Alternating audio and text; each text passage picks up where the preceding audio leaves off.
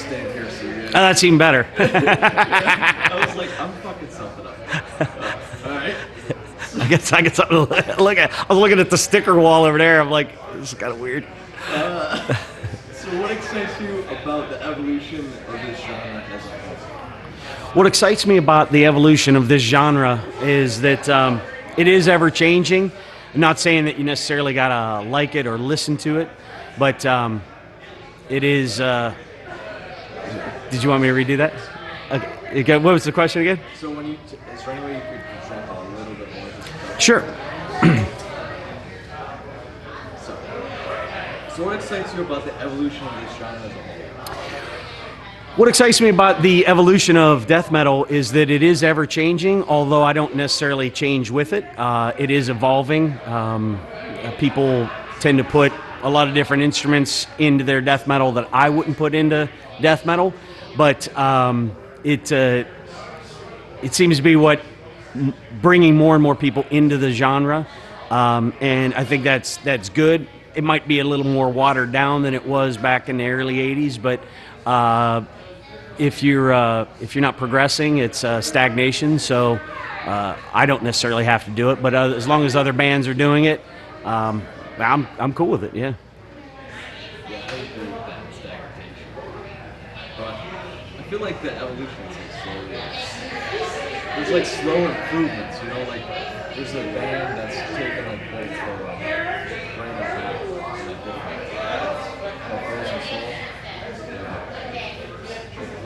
Well, I mean, actually, as far as I'm concerned, like Cannibal Corpse was a big step in the evolution of death metal, simply because, trust me, nobody freaking heard anything like Cannibal Corpse when they came out. I mean, they were over-the-top vocals, just super fast. I mean, really genre-defining band, and that was '89. And yeah, they were definitely the very next step out of the like kind of original bands from '83 to '87, '88, and then out comes Cannibal Corpse, and they just blew the lid off everybody's mind. I freaking heard. I was watching a documentary like 2 days ago about Cannibal, and the way that they got started was they went to a Metallica show and they cut up flyers. And every car at the Metallica show had a fucking Cannibal Corpse show. Yeah. Flyer. And everybody showed up to this venue and they're like, what is this Cannibal Corpse? What is this? Yeah. And that's how they got Is that the one that's like part 1 and part 2? Yeah. I is that the one that you're talking about? I think it was on. Is it on Hulu or some shit? Or Prime? Oh, is it on YouTube? Okay. But I watched parts of that. Yeah, I watched the very early stuff about Cannibal Corpse. Yeah, and they actually just kept getting fucking better. That's the thing. Like, well, the last album is absolutely brutal. Like, it's not they're not fucking wimping out or getting pussified at all. But they're really keeping very true death metal.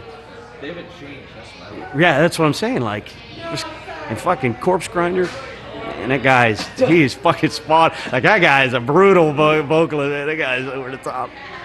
So, if you describe your music in 3 words, what do you think it would be? If I was to describe Nunslaughter's music in 3 words, I would say that it is satanic, evil, and original. Most people can't even answer that. That's too off the cuff. So what have you learned the most about the community or culture over the years? What I've learned about the community of death metal or the underground is that there is a very tight-knit community. In fact, when I was younger, that's what really got me into it, was writing letters, pen pals all over the world, and getting packages and music from everyone that I was in touch with, finding ads in the back of magazines that would say, write me and let's trade demos or something like that. And eventually, after so many years, you start running into these people, the ones that stuck around, and you feel like you know them so well because you used to write them 20 years, you know, and kept in touch, and then eventually email and WhatsApp, and you can talk to them on the phone. So all of a sudden you meet them and you're like, this is fucking great. And Yeah, it's just been a lot of camaraderie. Yeah, especially now. yeah. Social media. Social medias, yeah. Well, I can get a hold of literally anyone in like minutes. Yeah. Insane. I think the biggest thing my friend said is, how the fuck did you get a hold of Gall from Gorgoroth over the phone? Because if you know anything about Gall, he's like in the mountains. He keeps Yeah, himself. I saw shit about there. He's way up in nowhere. He don't talk to nobody, man. And I'm like, nah, man. You got a hold of him through a fucking text. So how has the style of music made a significant positive impact on your life? On what? What was the last? How has the style of music made a significant impact on your life? Positive. A positive impact. Death metal has made a positive impact on my life, simply because I'm able to travel to lots of different countries, meet people, cultures, hear music from all around the world. It's pretty much what I was born to do. I'm doing it, and I'm very happy for it. And it's again, back to the pen pal thing. It's fantastic. You show up in a country you've never been to before, thousands of miles away from your home, and there's a guy that shows up, and you know who he is, and he shakes your hand, and he lets you stay at his house. He feeds you, and you're just like, this guy's awesome, because I've been talking to him for 10, 15 years. It sounds like something you've done in the past. Yeah, it's fantastic. Yeah. So, up to this point, what have you learned about the music industry playing in extreme metal bands? Like, how does this differentiate from maybe like indie rock bands? Well, I think what I've learned about the underground death metal scene and independent record labels is that death metal people can do it DIY, which is how I always view Nunslaughter, as being very do-it-yourself.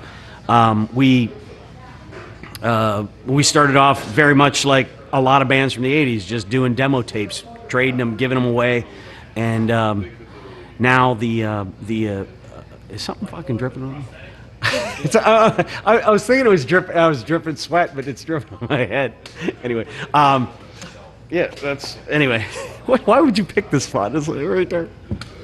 Anyway, but anyway, the fuck was I talking about? He's laughing. I thought I was sweating, and I'm like, I can't be sweating that fucking much. Well, I saw a drop right there. I'm like, I don't know about that. Like, where is that coming from? Is that just because it's so fucking hot in here? I don't know. We're right about my duct.